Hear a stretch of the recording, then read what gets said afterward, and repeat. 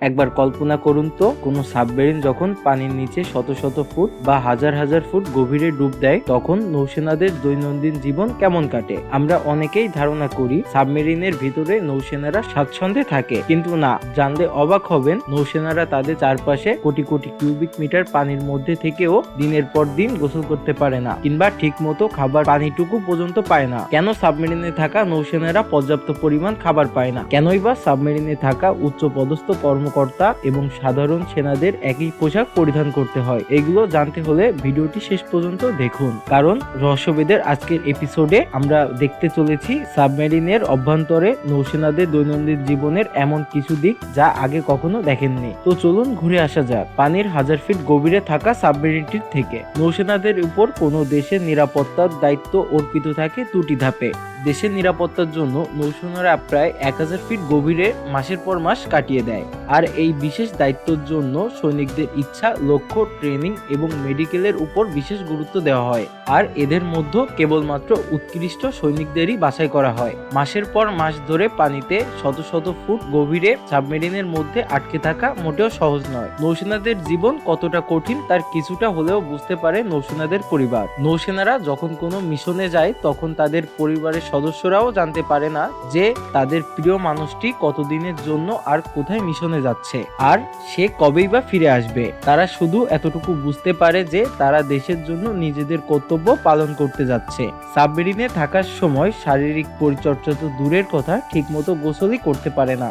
নৌসেনাদের জন্য সবচেয়ে গুরুত্বপূর্ণ ও কঠিন কাজ হলো কোনো মিশনে সাবমেরিনের মধ্যে দিনের পর দিন আটকে থাকা। যদিও সাবমেরিন পানির উপরে এবং গভীরে দুই জায়গায় পূর্ণদমে চলাচল করতে পারে, তবে সমুদ্রের গভীরে থাকাকালীন সৈনিকদের অন্যতম একটি কাজ হলো জলের গভীরতা পরিমাপ এবং শত্রুপক্ষের উপর নজর রাখা। বলা যায় সাবমেরিন মিসাইল কিংবা রকেট লঞ্চারের চেয়ে ভয়ঙ্কর হয়ে ওঠে, আর তাই তো সাবমেরিন শত্রুপক্ষের জাহাজের জন্য সবচেয়ে বড় হুমকি হয়ে দাঁড়ায়। সাবমেরিনে থাকা নৌসেনাদের উপস্থিতি কেউ বুঝতে পারে না, আর নৌসেনারা এই সুযোগটাই কাজে লাগিয়ে শত্রুপক্ষকে ধ্বংস করে দেয়। হয়তো ভাবছেন এটা বেশ সহজ, কিন্তু এটা আপনার কল্পনার থেকেও অনেক বেশি কঠিন। সাবমেরিনে থাকা নৌসেনাদের প্রতিটি মুহূর্তই নানান সমস্যার সম্মুখীন হতে হয়। কোনো মিশন সফল করার জন্য সাবমেরিন সহ নৌসেনারা যখন পানির গভীরে ডুব দেয়, ঠিক তখনই তারা পৃথিবী থেকে বিচ্ছিন্ন হয়ে যায়। আর এই ধরনের ভয়ঙ্কর মিশনগুলোর সময়কাল সাধারণত 1 থেকে 6 মাস পর্যন্ত হয়ে থাকে।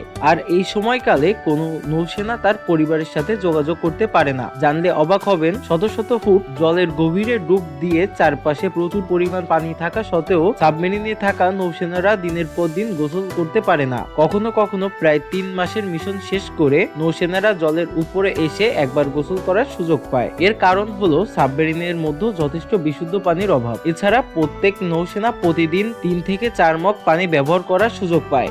আর এমন কঠিন পরিস্থিতিতে সার্ভাইভ করার জন্য নৌসেনাদের ডিসপোজেবল কোট পরিধান করতে হয়, আর এগুলো 2 থেকে 3 দিন ব্যবহারের পর ফেলে দিতে হয়। এই কোট তৈরিতে এক ধরনের বিশেষ কেমিক্যালের ব্যবহার করা হয়। এর ফলে সৈনিকেরা দিনের পর দিন গোসল না করলেও রোগ জীবাণু থেকে দূরে থাকতে পারে।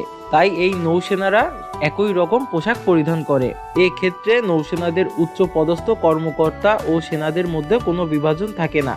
নৌসেনারা পানির গভীরে কাটানোর সময় দিনের পর দিন সূর্যের আলো দেখতে পায় না। আর এমন সব প্রতিকূল পরিবেশে থাকার কারণে নৌসেনারা যখন ফিরে আসে, তখন তারা নানান রকম অসুখে ভুগতে থাকে, বিশেষ করে পেশি এবং অস্থিগত সমস্যায় ভুগতে থাকে। সাবমেরিনে থাকাকালীন নৌসেনারা ঠিকমতো খেতেও পায় না, কারণ সাবমেরিনের অভ্যন্তরে পরিবেশনকৃত খাদ্যগুলো যেমন ভাত, রুটি, ডাল, তরকারি কোনো রকম তেল মশলা ছাড়াই তৈরি করা হয়।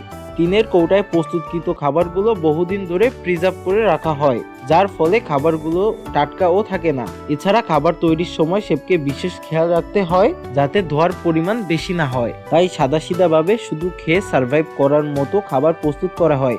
যদি কোনো নির্দিষ্ট কারণে মিশনের সময় দীর্ঘ হয়, তবে নৌসেনাদের সাবমেরিনে মজুদ থাকা অপর্যাপ্ত খাবার দিয়েই চালিয়ে নিতে হয়। সাবমেরিনে যখন কোনো মিশনে পানির নিচে একবার ডুব দেয়, তখন প্রাথমিক ডাক্তার এবং মেডিকেলের অনেক সরঞ্জাম সঙ্গে নেওয়া হয়, যাতে করে যদি নৌসেনাদের বমি কিংবা মাথা ঘোরার মতো কোনো রোগ ব্যাধি দেখা দেয় তবে তার ট্রিটমেন্ট করা সম্ভব হয়। সাবমেরিনের অভ্যন্তরে প্রচুর পরিমাণে অস্ত্রশস্ত্র এবং জিনিসপত্র থাকার কারণে নৌসেনাদের ঘুমানোর জন্য পর্যাপ্ত পরিমাণ জায়গাও থাকে না। এছাড়া সাবমেরিনের মধ্যে নৌসেনাদের ঘুমানোর জন্য নির্দিষ্ট কিছু সময় বেঁধে দেওয়া হয়। মিশন চলাকালীন নৌসেনারা সর্বোচ্চ 4 থেকে 5 ঘন্টা ঘুমানোর সুযোগ পায়। বেশিরভাগ সাবমেরিনে ঘুমানোর জন্য ইঞ্জিনের সামনের দিকে 2টা কম্পার্টমেন্ট থাকে।